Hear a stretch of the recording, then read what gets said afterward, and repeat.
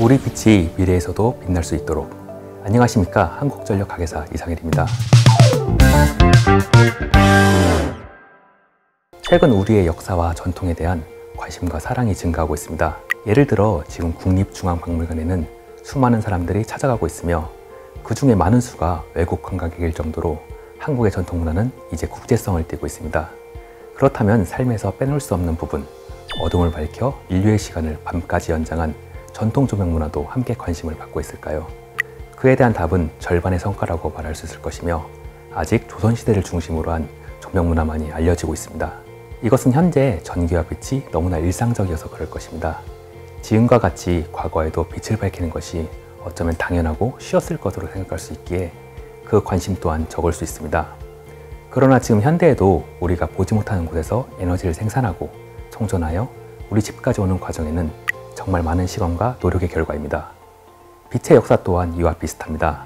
우리 민족은 오랜 과거부터 수많은 시도와 변화를 통해 지금의 조명 문화를 이룰 수 있었습니다. 따라서 왜 우리가 전통 조명 역사에 대해 알아야 한다고 묻는다면 저는 이 역사가 현대 우리의 삶의 연장선 위에 있기 때문이라고 말하고 싶습니다. 대표적으로 에너지의 효율과 안전에 대한 갈망은 과거부터 지금까지도 진행되고 있는 노력으로 연기가 많고 수급이 불안정한 동물성 지방을 사용해서 연기가 적고 대량 생산이 용이한 식물성 기름의 도입, 보관과 품질이 우수한 초의 도입으로 발전합니다. 그리고 한국의 자연환경에 의한 효율 좋은 에너지에 향한 갈망은 동아시아에서 가장 먼저 왕실에서 전기를 받아들인 배경이 되었습니다. 이처럼 우리 민족은 끊임없이 새로운 에너지원을 찾아갔습니다. 이 끝없는 변화는 지금 우리가 새로운 에너지원을 빠르게 개발하고 선도하는 역사적 배경일 것입니다. 그렇다면 본격적으로 지금 우리가 전통 조명의 역사에서 구체적으로 어떠한 부분에 주목해야 하는지 살펴보겠습니다. 먼저 가장 중요한 것은 과거 역사 속의 에너지원에 대한 과학적 접근에 기반한 탐구입니다. 전통 조명의 역사에서 가장 중요한 요소는 무엇일까요? 신비적으로 아름다운 형태로 떠올릴 수도 있지만 사실 조명에 있어 이러한 부분은 부차적인 것입니다. 빛에서 가장 중요한 것은 이를 가능하게 하는 에너지원입니다. 이것을 잘 보여주는 것이 고대에 깨진 그릇에 그냥 기름을 담아 조명 용도로 사용한 사례입니다. 병의 목 부분만 남은 파편을 보면 내부에 기름 찌꺼기와 그을음이 남아 있어 깨진 토기 파편을 조명 도구로 활용한 것을 알 수 있습니다. 고대의 토기 자원 재활용 과정을 살펴보아도 식기 그릇의 일부가 깨졌을 때 그 부분을 심지를 고정하기 위한 용도로 활용하여 등잔으로 재활용한 것을 볼 수 있습니다. 더 나아가 일반적으로 불을 피우기 어려워 보이는 남은 그릇을 등잔으로 사용하기도 합니다. 이를 보면 식량으로도 기름이 풍족하지 않았던 과거에는 소중한 기름을 조명 용도로 사용하는 행위 자체가 중요했던 것으로 어떠한 기름을 사용했는지가 가장 중요합니다. 연료의 분석은 고대 조명도구의 그을음 또는 기름 찌꺼기에 남겨진 잔존 지방산 분석을 통해 상대적으로 쉽게 추정할 수 있습니다. 또한 기름이 남아있는 등잔이 삼국시대부터 다량 출토되었고 조선시대 자료에서도 흔히 보이기에 분석할 시료는 풍부합니다. 다만 아직까지 조명 연구에 대한 본격적인 관심이 이루어지지 못해 정말 몇몇 사례만 분석이 실되었습니다. 앞으로 조명도구에 대한 과학적 분석을 실시하여 우리 민족이 어떠한 에너지원을 선택했는지, 어떠한 변화를 거쳤는지, 그 변화에는 어떤 의미가 담기는지를 탐구해야 할 것입니다. 또한 이것을 거쳐야만 진정한 조명 문화를 밝힐 수 있습니다. 현재 많은 종류의 물건이 조명도구로 사용됐을 가능성이 추정됩니다. 하지만 이를 확신하기 위해서는 과학적 분석을 통해 기름의 검출이 선행되어야 합니다.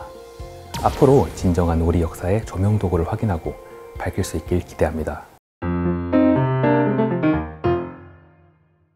다음으로는 조명도구를 과연 어떠한 모습으로 사용했는지, 왜 이렇게 사용했는지 실체적 복원을 시도해야 됩니다. 문화재는 감상의 대상만이 아니고 과거 선조들이 삶에서 사용한 물건입니다. 실제로 어떻게 불을 피웠는지 그 모습을 밝혀야 합니다. 지금 우리가 신라 가야의 등잔 모양 토기를 보았을 때 쉽게 조명도구의 역할을 떠올리지 못하는 것이 바로 이것이 어떻게 사용되는지를 알지 못하기 때문입니다. 또한 사용법에는 에너지를 안전하고 효율적으로 쓰기 위한 조상의 지혜가 담겨 있습니다. 삼국시대부터 불을 이동하면서 사용할 때 화재를 방지하기 위해 불이 붙은 심지를 격리하고 고정하기 위한 공간을 별도로 만들었으며 열기를 피하기 위해 손잡이도 별도로 부착한 것을 알 수 있습니다. 조선시대에도 등잔을 사용하면서 심지를 통해 연소되고 떨어지는 찌꺼기와 불똥으로 인한 화재를 방지하고자 기름바지를 추가로 등잔대에 설치한 지혜가 보입니다. 동일한 에너지의 소모로 효율성을 추구한 노력도 과거부터 꾸준히 고안되어 왔습니다. 높은 곳에 광원을 위치해야 빛을 넓게 퍼뜨릴 수 있기에 삼국시대 등잔의 아랫면에는 받침대를 붙일 수 있는 구조가 만들어집니다. 등잔에 줄을 매달아 높은 곳에 걸려는 노력도 유물에 남겨진 구멍을 통해 추정해 볼 수 있습니다.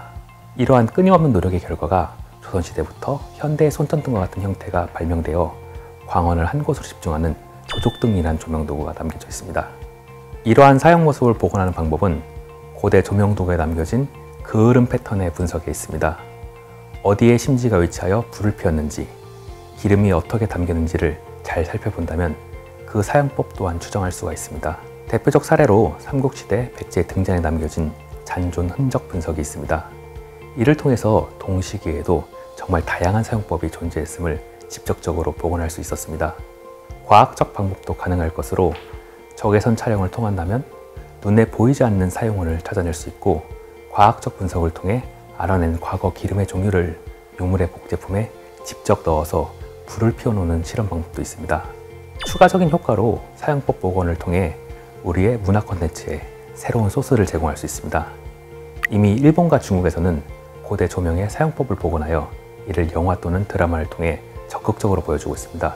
우리도 조선시대 조명도구 위주에서 더 나아가 다채로운 조명문화를 콘텐츠로 표출하여 K-조명문화의 확산을 이룰 수 있을 것입니다. 마지막으로 국제적이고 종합적인 조명문화 연구가 중요합니다. 우리의 조명문화는 동아시아에서 중요한 위치에 있습니다.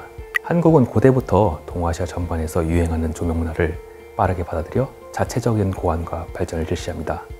중국에서 유행한 형태를 국내에서 새롭게 변형하고 이를 일본에 전파한 사례가 주목됩니다.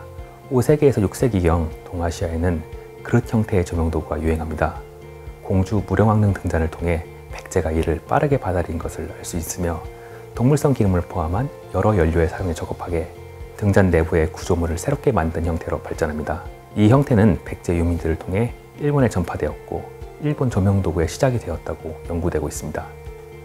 또한 한국은 조선시대까지도 중국과 일본과 다르게 벌집에서 나오는 밀랍초의 원활한 보급이 어려웠습니다. 하지만 이러한 잔혹 환경을 극복하고자 기름을 사용하는 등잔을 적극적으로 활용하여 옥등이라고 불리는 강원도와 평안도, 함길도에서 나오는 백석이라는 고품질 돌을 활용한 등잔을 만들어냈습니다. 이 종류는 국제적으로 품질을 인정받아 조선시대 전반에 걸쳐 중국 사신들이 선물로 요구하는 주요한 상품이 될 정도였습니다. 또한 전통 조명에 있어 불을 밝히는 기능적 부분 외에 과거 조상들의 사고와 관념도 주목해야 할 겁니다. 대표적으로 세종대왕께서 떠도는 영혼을 위로하는 불교의식인 수력제에서는 밀랍초가 있음에도 불구하고 살생을 금하는 불교 계율을 존중하여 벌을 죽이고 얻는 밀랍의 사용을 금하고 기름 등잔을 사용하도록 한 사례가 있습니다.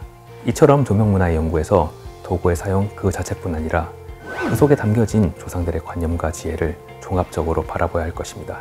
지금까지 우리가 어떻게 조명문화 역사 연구를 접근해야 할지를 알아보았습니다. K문화의 대중적이고 국제적 확산 속에서 한국의 전통문화에 대한 관심이 증대하고 있지만 아직 전통 조명의 역사는 잘 알려지지 못한 아쉬움이 있습니다. 일찍이 한국전력은 빛의 역사에 대한 중요성을 그 누구보다도 일찍이 파악하고 1920년대부터 고등기의 수집을 실시해왔으며 1998년에는 국내 최초의 조명사 연구도서인 한국의 고등기를 발간한 바 있습니다. 앞으로도 한국전력은 빛의 연구를 선도하는 기관으로서 한국 전통 조명의 역사를 알리며 이를 대중적으로 확산하도록 노력하겠습니다. 이번 영상까지 우리는 4화에 걸쳐 생소했던 조명 문화에 대해 탐색을 함께 해보았습니다. 우리의 조명 문화는 오랜 역사를 가지기에 이 시간으로 모든 부분을 다루진 않았으나 인류가 빛을 안정적으로 사용하기 위한 노력, 조명 연료에 따른 동양과 서양의 조명도구 발전사, 그리고 한국 전통 조명의 역사와 미래의 연구 방향에 대해 알아보았습니다. 조명도구는 인류 발전의 초기 단계부터 제작되고 활용되었으며 지금 현재에도 우리 삶의 중요한 부분입니다. 또한 인류는 과거부터 현재까지 효율적인 조명을 위해 광원과 이를 위한 에너지의 개량을 끊임없이 이어오고 있습니다. 이러한 조명의 발전이 미래까지 계속될 인류의 과제임을 생각한다면 앞으로 조명도구에 대한 관심이 학계뿐 아니라 사회에서도 확산되길 기대하며 여정을 마무리하도록 하겠습니다. 지금까지 한국전력학회사 이상일이었습니다. 감사합니다.